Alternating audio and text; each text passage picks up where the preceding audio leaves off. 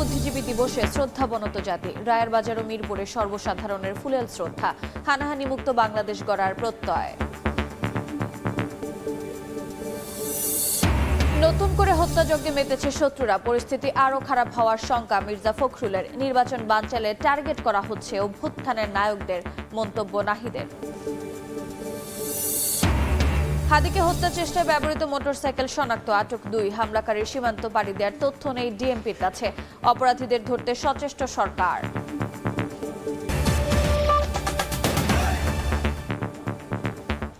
সময় সংবাদের সঙ্গে আছে আমি রোজা চৌধুরী। শহীদ বুদ্ধিজীবী দিবসে জাতির শ্রেষ্ঠ সন্তানদের স্মরণে শ্রদ্ধাবনত বাঙালি।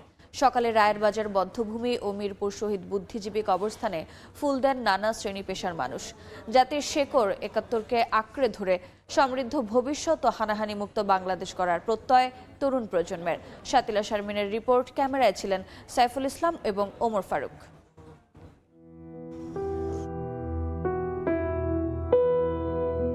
কিছু নাম রক্তে লেখা, ঠিক যেন নক্ষত্রের মতো জ্বলজ্বলে। মৃত্যুঞ্জয়ী সেই বিপ্লবীদের স্মরণে শ্রদ্ধাবনত বাঙালি জাতি। পূব আকাশে সূর্য উকি দেওয়ার পরপরই মানুষের পদচারণায় মুখর হয়ে ওঠে রায়েরবাজার বধ্যভূমি ও মিরপুর শহীদ বুদ্ধিজীবী স্মৃতিসৌধ। লক্ষ্য একটাই, জাতির শ্রেষ্ঠ সন্তানদের প্রতি শ্রদ্ধা নিবেদন। ১৯৭১ সালের ১৪ ডিসেম্বর নৃশংস হত্যার শিকার জাতির সূর্য সন্তানদের স্মরণে পতাকা হাতে আসে শিশুরা। ছিলেন সংস্কৃতিকর্মী, রাজনীতিবিদ সহ নানা শ্রেণী পেশার মানুষও।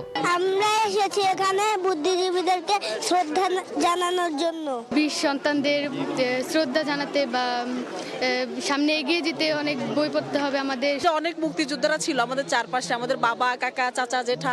আমরা অনেকের কাছ থেকে এই গল্প শুনে বড় হয়েছি। যাদের আত্মত্যাগের মধ্য দিয়ে লাল সবুজের দেশে মুক্তভাবে শ্বাস নেওয়া যায়, তাদের প্রতি শ্রদ্ধায় নতপ্রাণ।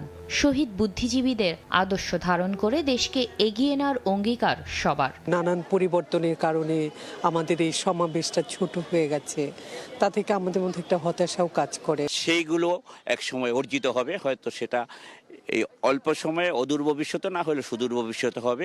ইতিহাস পাল্টে দেওয়া যায় না উল্লেখ করে মুক্তিযোদ্ধারা বলেন, এই বদ্বীপের সব সংগ্রামেরই অনুপ্রেরণা হয়ে থাকবে ১৯৭১। বাংলাদেশের অস্তিত্ব যেখান থেকে শুরু, গাছের শিকড় যদি না থাকে তাহলে গাছ থাকবে না। ইতিহাসের নৃশংসতম এই হত্যাকাণ্ডের বেদনাকে ধারণ করে উন্নত আর প্রগতিশীল রাষ্ট্র গঠনে সবাইকে ঐক্যবদ্ধ হওয়ার আহ্বান বিশিষ্ট জনদের।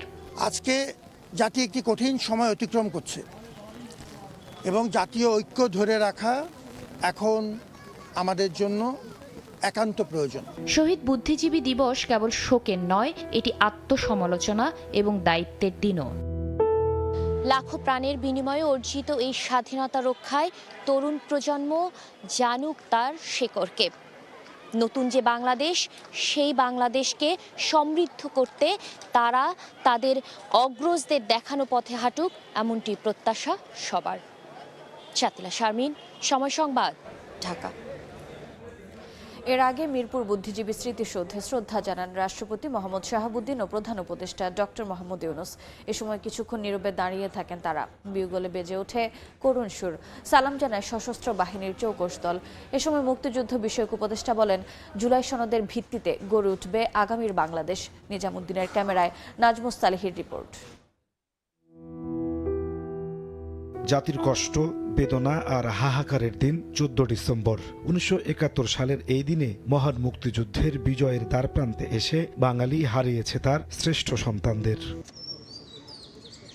সূর্য সন্তানদের শ্রদ্ধা জানাতে ভোরের আলো ফোটার আগেই শুরু হয় রাষ্ট্রীয় আনুষ্ঠানিকতা। প্রথম প্রহরে মিরপুর শহীদ বুদ্ধিজীবী স্মৃতিসৌধে ফুল দিয়ে শ্রদ্ধা জানান রাষ্ট্রপতি মোহাম্মদ শাহাবুদ্দিন। বিউগলে বেজে ওঠে করুণ সুর।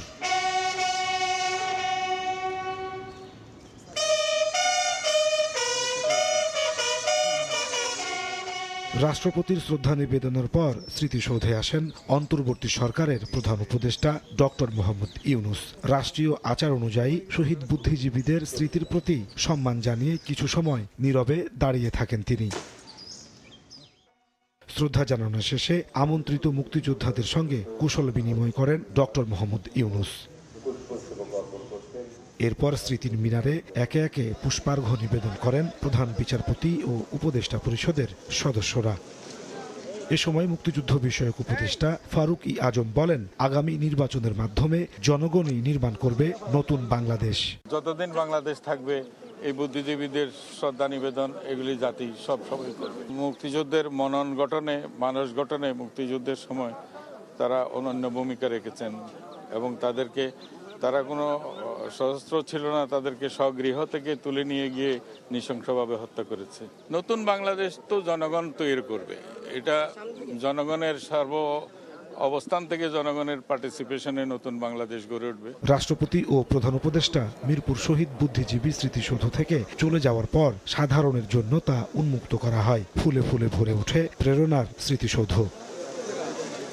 আগতরা বলছেন 1971-এর মহান মুক্তিযুদ্ধে যে স্বপ্ন নিয়ে বীর শহীদরা জীবনদান করেছিলেন তা এখনো বাস্তবায়ন হয়নি। 2024 সালে ছাত্র জনতার গণ অভ্যুত্থানের মধ্য দিয়ে নতুন করে বাংলাদেশ গড়ার যে সুযোগ এসেছে, সেখানে তেমন বাংলাদেশ গড়তে ভূমিকা রাখবে তরুণ প্রজন্ম। নাজমুস সালেহী, সময় সংবাদ, ঢাকা। শত্রুরা নতুন করে হত্যাযজ্ঞে মেতে উঠেছে বলে মন্তব্য করেছেন বিএনপি মহাসচিব মির্জা ফখরুল ইসলাম আলমগীর। মিরপুর শহীদ বুদ্ধিজীবী স্মৃতিসৌধে শ্রদ্ধা নিবেদন শেষে তিনি আশঙ্কা করেন সামনে পরিস্থিতি আরও খারাপ হতে পারে। এনসিপি আহ্বায়ক নাহিদ ইসলাম বলেছেন, নির্বাচন বানচালের জন্য গণ অভ্যুত্থানের নায়কদের টার্গেট করা হচ্ছে। শ্রদ্ধা জানিয়ে সাবেক উপদেষ্টা আসিফ মাহমুদ সজীব ভূঁইয়া অভিযোগ করেন, জুলাইয়ের পরাজিত শক্তি দেশকে মেধাহীন করতে চায়। সাইফুল ইসলামের ক্যামেরায় রায়দুল ইসলাম শুভর রিপোর্ট। দেশের জ্ঞান, মনন ও প্রজ্ঞার বাতিঘরে যারা আলো ছড়াতে চেয়েছিলেন, সেই আলোকবর্তিতাদের নৃশংসভাবে হত্যা করা হয় 71-এর 14 ডিসেম্বর। জাতির শ্রেষ্ঠ সন্তানদের মিরপুর ও রায়ের বাজার বধ্যভূমিতে ফুল দিয়ে শ্রদ্ধা জানান বিভিন্ন সংগঠনের পাশাপাশি রাজনৈতিক দলের নেতাকর্মীরা। এ সময় রাজনৈতিক দলের নেতারা বলেন, দেশে অনেক বুদ্ধিজীবী ফ্যাসিবাদের পক্ষে কাজ করেছে, যারা এখনো ইতিহাস বিকৃতির চেষ্টা করে যাচ্ছেন। 24-এর গণ অভ্যুত্থানের যে আকাঙ্ক্ষা, সেটা 71 সালের আকাঙ্ক্ষারই ধারাবাহিকতা। আমি পরিষ্কার করে বলে দিতে চাই, মুক্তিযুদ্ধকে এবং বুদ্ধিজীবীদেরকে কেউ স্মরণ না করে থাকতে পারবে না। ওসমান হাদির মতো অনেকের জীবন শঙ্কা আছে উল্লেখ করে আসিফ মাহমুদ সজীব ভূঁইয়া বলেন, জুলাইয়ের পরাজিত শক্তি মেধাহীন করতে চায় দেশকে। ফ্যাসিস্ট শক্তি তারা পরাজিত হওয়ার পর এদেশকে নেতৃত্বহীন করার জন্য আমাদের জুলাই গণ অভ্যুত্থানের নেতৃত্বদেরকে টার্গেট করছে। মিরপুরে শ্রদ্ধা জানানো শেষে এনসিপি আহ্বায়ক নাহিদ ইসলাম বলেন, নির্বাচন বানচালের জন্য টার্গেট করা হচ্ছে অভ্যুত্থানের নায়কদের। নির্বাচনকে বানচাল করার জন্য এবং গণ অভ্যুত্থানকে নস্যাৎ করার জন্য গণ অভ্যুত্থানের যারা প্রতিচ্ছবি ছিল, যারা নায়ক ছিল, নেতা ছিল, যারা অংশগ্রহণকারী ছিল, তাদেরকে টার্গেট করে হত্যা করা হচ্ছে। শ্রদ্ধা জানাতে গিয়ে বিএনপি মহাসচিব মির্জা ফখরুল ইসলাম আলমগীর অভিযোগ করেন, দেশ গড়ার অগ্রযাত্রায় নির্বাচনের পথকে বাধাগ্রস্ত করতে কিলিং মিশনে নেমেছে একটি গোষ্ঠী। সামনে আরও খারাপ সময় আসার শঙ্কা প্রকাশ করেন তিনি। নির্বাচনের মাধ্যমে একটা গণতান্ত্রিক বাংলাদেশ নির্মাণ করবে, সেই সময় আবার নতুন করে বাংলাদেশের শত্রুরা এই হত্যাকাণ্ডে মেতে উঠেছে। গত পরশু যে হত্যাকাণ্ড হয়েছে, আমরা তার তীব্র নিন্দা জানিয়েছি এবং আমরা আশঙ্কা করছি যে এইরকম আরও ঘটনা ঘটতে পারে।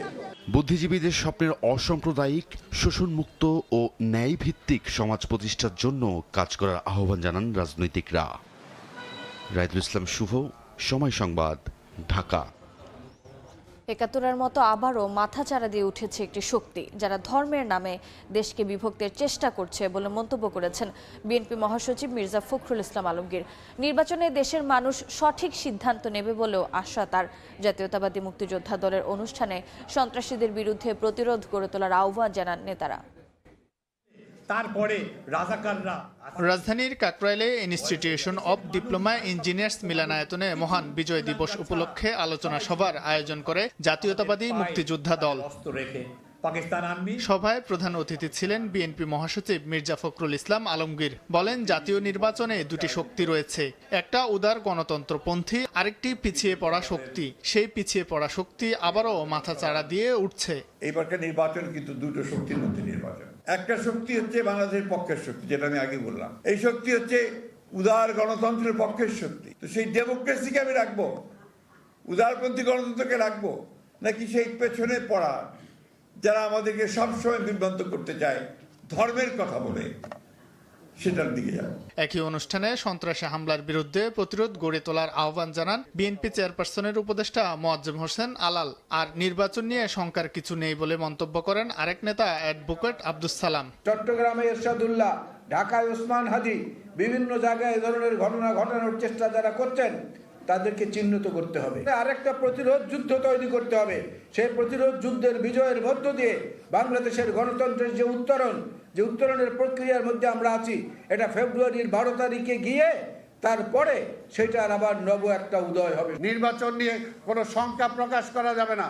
নির্বাচন হবে এবং ইনশাল্লাহ এই দেশের মানুষ সুস্থ একটা নির্বাচনের জন্য যা যা করা দরকার মানুষই ব্যারিকেড তৈরি করবে। কাজে আশার কথা বলতে হবে, ভয়ের কথা বলা যাবে না। বিজয়ের মাসে মুক্তিযুদ্ধের চেতনাকে ধারণ করে সবাইকে ঐক্যবদ্ধ থাকার আহ্বান জানান বক্তারা। 1971 সালে শাহিন আলম, সময় সংবাদ, ঢাকা।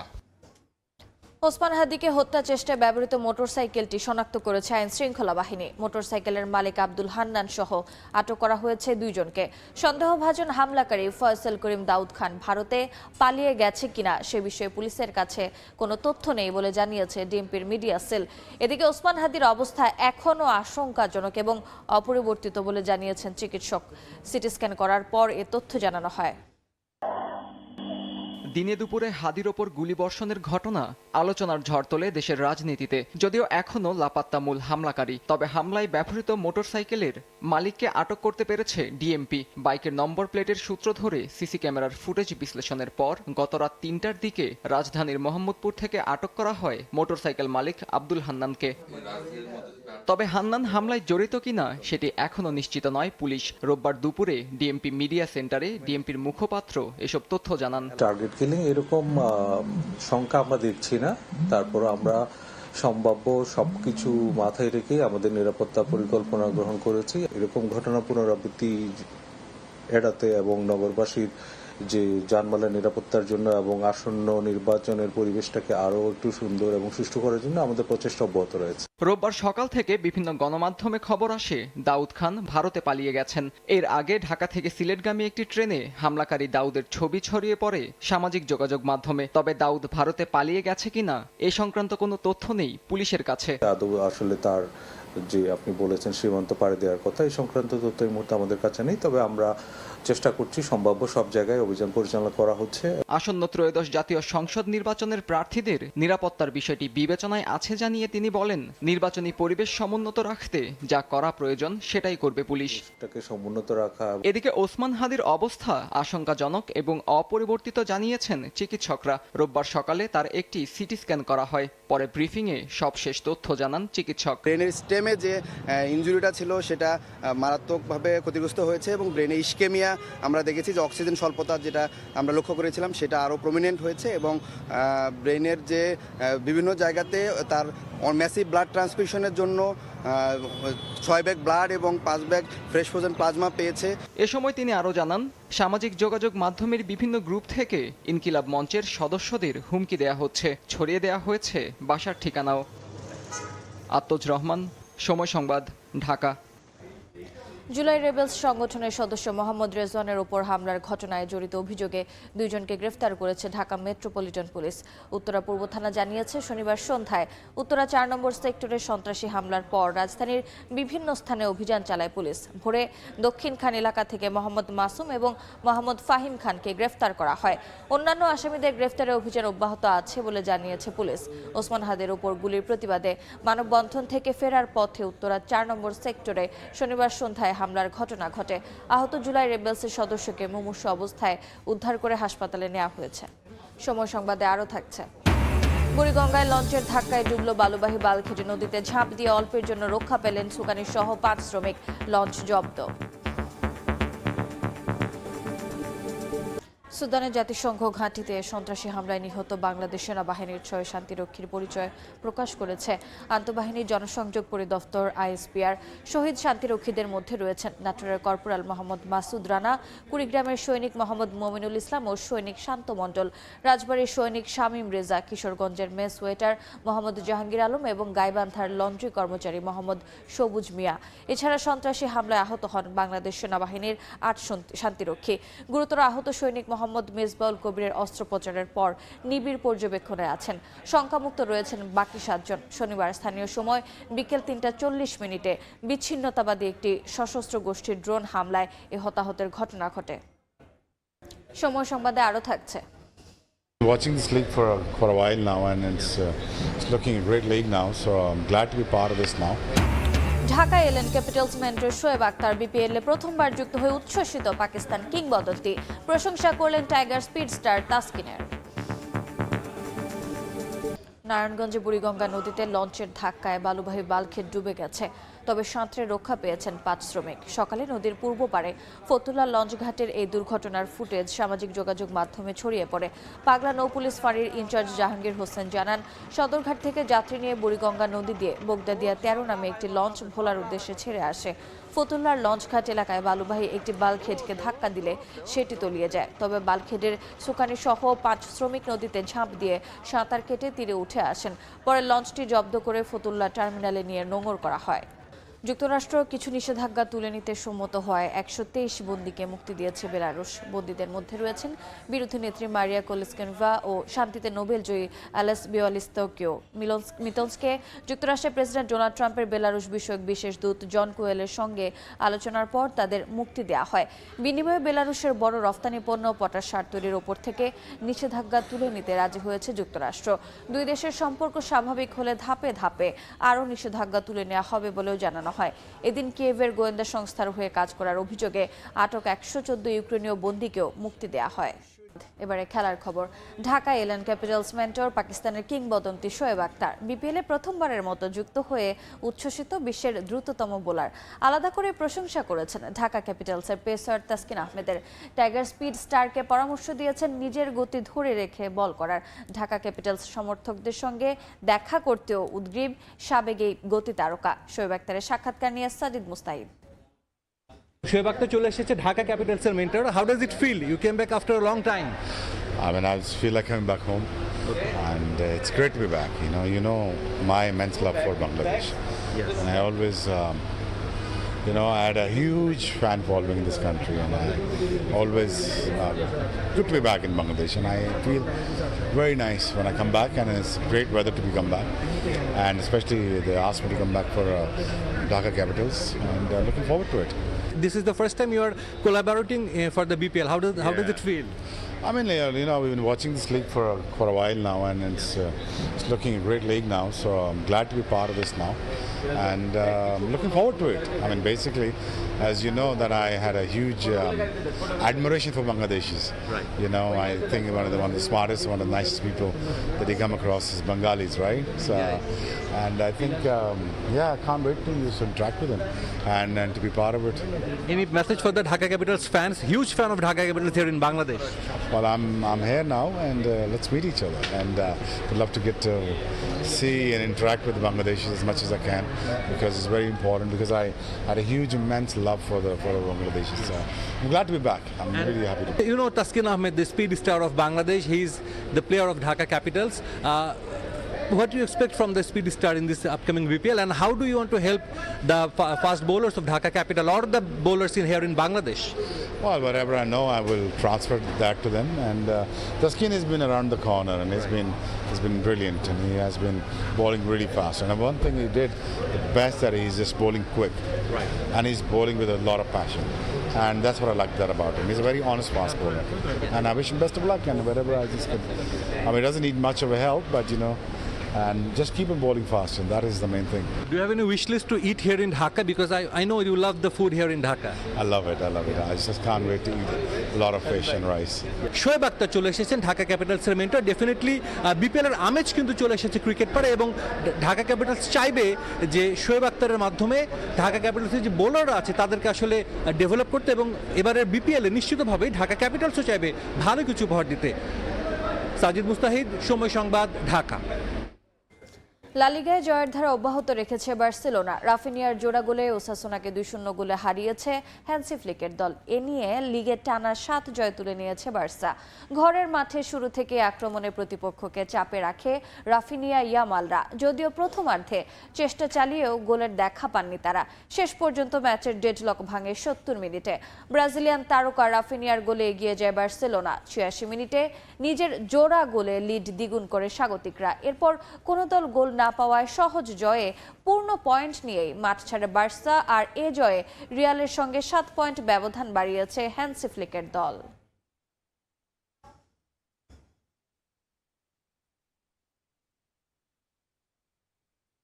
এ পর্যায়ে শীর্ষ সংবাদগুলো জানিয়ে দিচ্ছি আরেকবার। শহীদ বুদ্ধিজীবী দিবসে শ্রদ্ধাবনত জাতি। রায়ের বাজার ও মিরপুরে সর্বসাধারণের ফুলেল শ্রদ্ধা। হানাহানি মুক্ত বাংলাদেশ গড়ার প্রত্যয়। নতুন করে হত্যাযজ্ঞে মেতেছে শত্রুরা। পরিস্থিতি আরও খারাপ হওয়ার শঙ্কা মির্জা ফখরুলের। নির্বাচন বানচালে টার্গেট করা হচ্ছে অভ্যুত্থানের নায়কদের, নাহিদের মন্তব্য। এবং হাদিকে হত্যা চেষ্টায় ব্যবহৃত মোটরসাইকেল শনাক্ত। আটক 2 হামলাকারী। সীমান্ত পাড়ি দেওয়ার তথ্য নেই ডিএমপির কাছে। অপরাধীদের ধরতে সচেষ্ট সরকার।